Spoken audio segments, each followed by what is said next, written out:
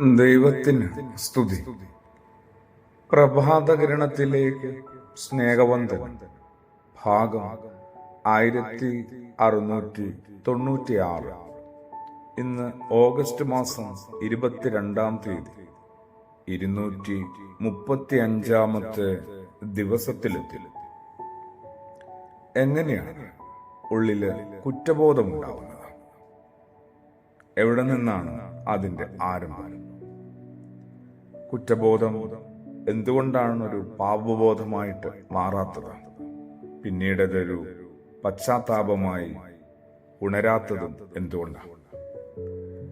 ജീവിതത്തില് അർഹതയ്ക്കപ്പുറത്തുള്ള ഇടങ്ങളിൽ നിന്ന് നമ്മൾ എന്തെങ്കിലും വിഭവങ്ങളൊക്കെ ശേഖരിക്കുന്നുണ്ടോ? ആഹ്ലാദങ്ങൾ അന്വേഷിക്കുന്നുണ്ടോ? മിക്കവാറും അങ്ങനെ അർഹതയില്ലാത്തിടത്ത് നിന്ന് ശേഖരിക്കുന്ന വിഭവങ്ങൾക്കും ആഹ്ലാദങ്ങൾക്കും അധികം ആയുസ്സുണ്ടാവില്ല. പതിയെ നമ്മളെ ഒരു നിരാശയിലേക്കും വിഷാദത്തിലേക്കും ഒക്കെ എത്തിക്കാനായിട്ട് ഇങ്ങനെ നമ്മൾ പോലും അറിയാതെ ഉള്ളിൽ ഊറിക്കൂടുന്ന കുറ്റബോധത്തിന് സാധിക്കും. ഒന്ന് രക്ഷപ്പെടണ്ടേ? എവിടെയാണ് നമ്മൾ ഓരോരുത്തരുടെയും കുഞ്ഞു പ്രശ്നം കിടക്കുന്നത്?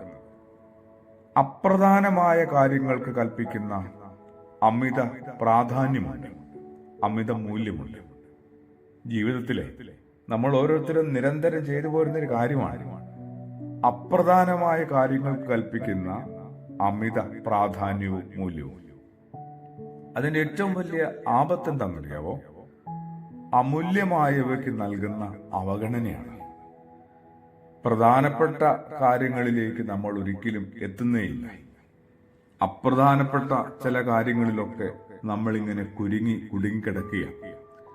അമൂല്യമായവയ്ക്ക് നൽകുന്ന അവഗണന ജീവിതത്തിൽ പതിയെ കുറ്റബോധത്തിന്റെ കറകൾ ഇങ്ങനെ സൃഷ്ടിക്കുന്നുണ്ട്.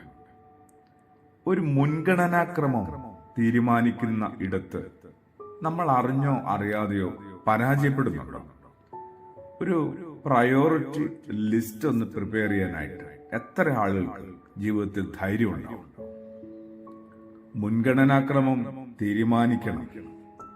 അവിടെ നിന്ന് മാത്രമാണ് ജീവിതത്തിൽ ഗുണപരമായ ഒരു വളർച്ച ഉണ്ടാവുക. സംതൃപ്തമായ ഒരു ജീവിതം ആരംഭിക്കുന്നതും അവിടെ നിന്നാണ്. അങ്ങനെയൊന്നില്ല എന്നുള്ളതാണ്. അതുകൊണ്ടാണ് ഒരു കുഞ്ഞ് പൊട്ട ഉദാഹരണമാണ് പരീക്ഷയുടെ തലേന്നും കോമിക് ബുക്ക് വായിക്കുന്ന ഒരു കൊച്ച്. വായന നല്ലതാണ്. ആ വായനയെ ഏറ്റവും അധികം ഒന്ന് സഹായിക്കുന്നതാണ് ബാല്യകാലത്ത് അത്തരം പുസ്തകങ്ങൾ. നമ്മുടെ ബാലരമ പോലെയുള്ള, കളിക്കുടുക്ക പോലെയുള്ള. പക്ഷേ അതിനും ഒരു അവസരമുണ്ട്, സമയമുണ്ടെന്ന ധാരണ നമ്മൾ കൈവിട്ട് കളയുന്നു. അനവസരത്തിലുള്ള നമ്മളുടെ പല കർമ്മങ്ങളും ഒടുവിൽ നമ്മളെ കുറ്റബോധത്തിലേക്കും പരാജയത്തിലേക്കും ഒക്കെ എത്തിക്കും. ഒരു തിരിച്ചറിവുണ്ടാവട്ടെ. ജീവിതത്തിനകത്ത് കുറച്ച് വെളിച്ചം വന്ന് വീഴട്ടെ. ഒരു പ്രയോറിറ്റി, മുൻഗണനാക്രമം അത്യാവശ്യമാണെന്ന് ബോധ്യപ്പെടട്ടെ. പ്രാർത്ഥനയോടുകൂടി. ആമേൻ.